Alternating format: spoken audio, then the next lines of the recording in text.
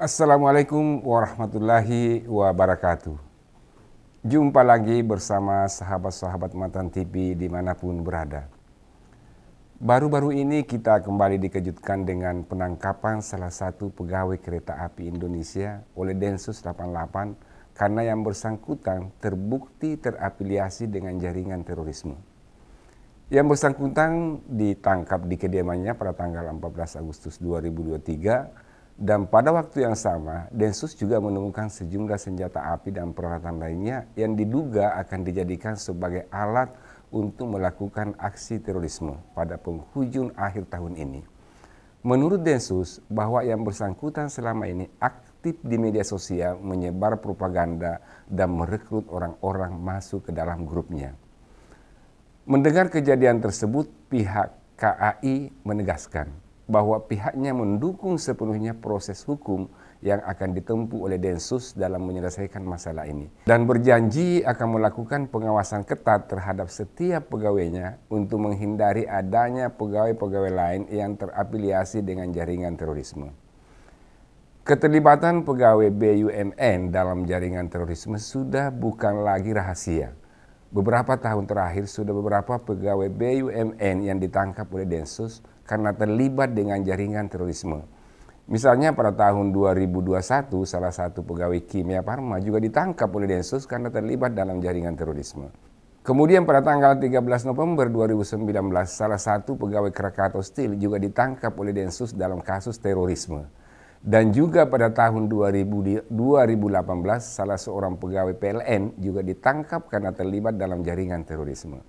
Ini kita belum bicara di lingkungan ASN, Polri, dan TNI yang tentu juga sudah beberapa orang yang ditangkap dalam kasus yang sama.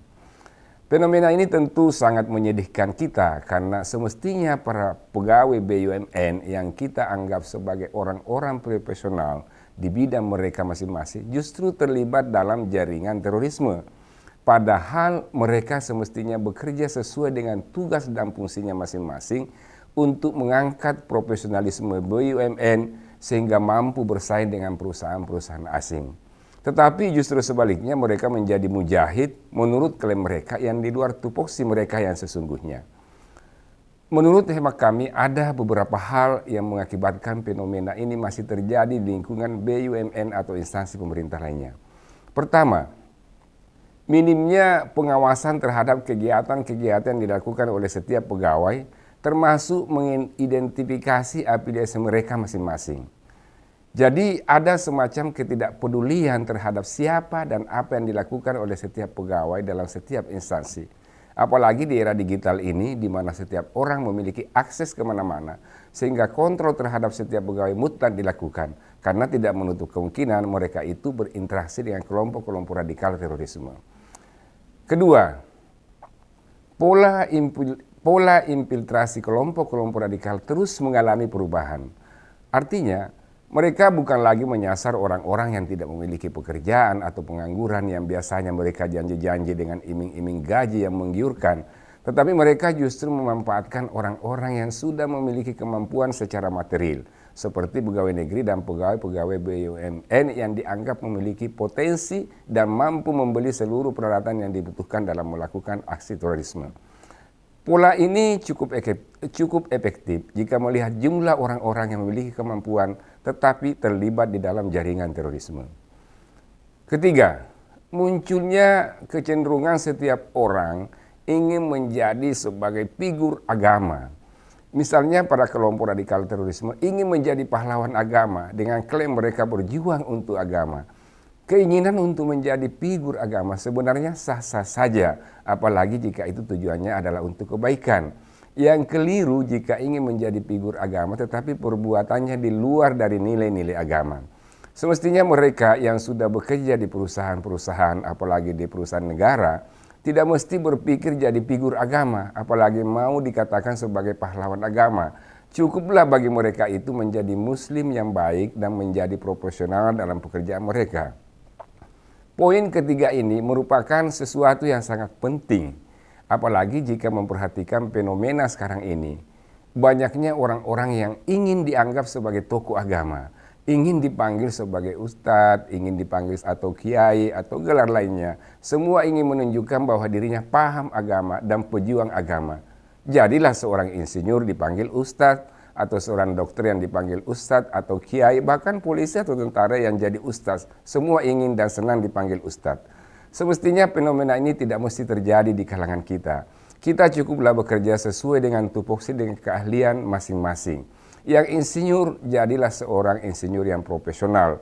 Tidak perlu jadi ustadz atau kiai. Cukuplah mengetahui agama itu dari segi halal dan haramnya sesuatu dan hal-hal yang disunahkan untuk menjadi pedoman hidup.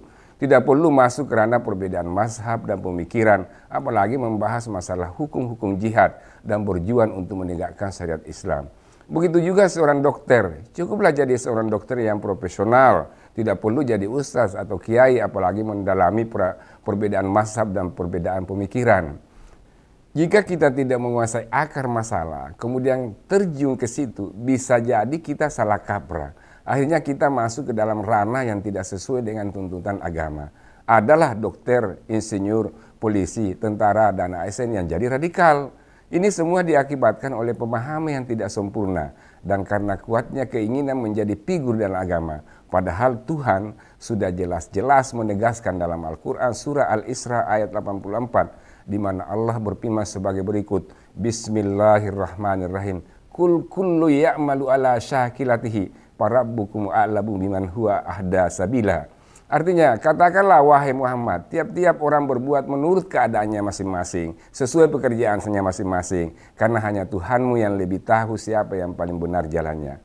Dari ayat ini jelas bahwa kita semestinya profesional saja, tidak usah masuk ke sana kemari, karena sesungguhnya semua pekerjaan itu dan apa yang kita lakukan itu sama nilainya di sisi Tuhan jika memang kita melakukan dengan baik. Ustadz, kiai, dokter, insinyur, polisi, tentara, dan lain-lain sebagainya, jika bekerja dengan baik sesuai dengan tupoksinya, masing-masing semua akan mendapatkan ganjaran di sisi Allah Subhanahu wa Ta'ala. Demikian, semoga bermanfaat bagi kita semua dan terutama bagi agama, bangsa, dan negara yang kita cintai ini. Wassalamualaikum warahmatullahi wabarakatuh.